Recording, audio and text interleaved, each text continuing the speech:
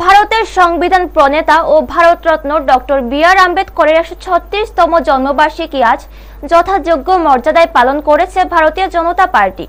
এদিন প্রদেশ বিজেপি কার্যালয়ে তার জন্মবার্ষিকী উপলক্ষে এক অনুষ্ঠানের আয়োজন করা হয়।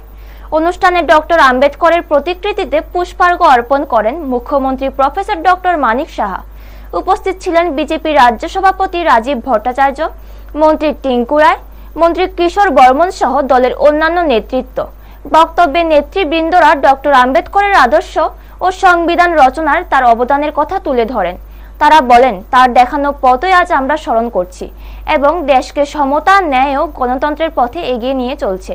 তারা বলেন, তার দেখানো পথই আজও দেশকে সমতা, ন্যায় ও গণতন্ত্রের পথে এগিয়ে নিয়ে চলেছে। এই দিনের এই কর্মসূচির মাধ্যমে তার স্মৃতির প্রতি গভীর শ্রদ্ধা জানানো হয় এবং তার আদর্শ অনুসরণ করার বার্তাও দেওয়া হয়। ব্যুরো রিপোর্ট, নিউজ তৎকাল 24।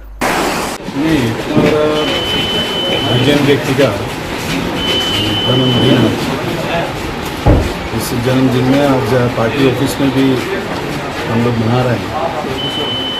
खाली पार्टी ऑफिस में नहीं है, पूरा हमारा जो डिस्ट्रिक्ट है, उसके बाद मंडल है, बूथ है, सभी जगह पे तो मना रहे हैं। सरकारी तरफ से भी प्रोग्राम है।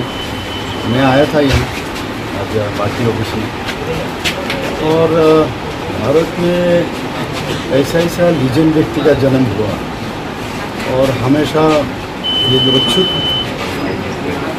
के बारे में उन्होंने जिस तरह उनका जीवन हम अगर उनके बारे में सुने कि कैसे कैसे उनका ज़िंदगी गुजरे, और ये इतना उनको प्रॉब्लम सहा, जिसके कारण उनके भीतर से जो जेद था, उस जेद के कारण उन्होंने इतना बड़ा व्यक्ति, हम सब जानते हैं संविधान का স্থপতি थे।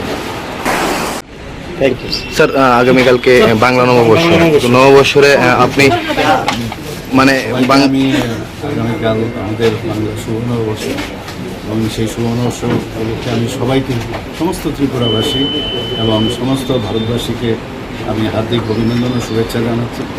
নববর্ষে নতুন কিছু আমরা করি, আমাদের মাননীয় প্রধানমন্ত্রীজি সবসময় নতুন নতুন কিছু করেন, তো আমরা এক নতুন ত্রিপুরা, আমি যেটা বলছি নতুন নববর্ষতে নতুন ত্রিপুরার যে অঙ্গীকার, আমরা যেটা বারবার বলছি, একটা নতুন কিছু করার দরকার নেক্সট জেনারেশন, তাহলে আমাদের মনে থাকবে।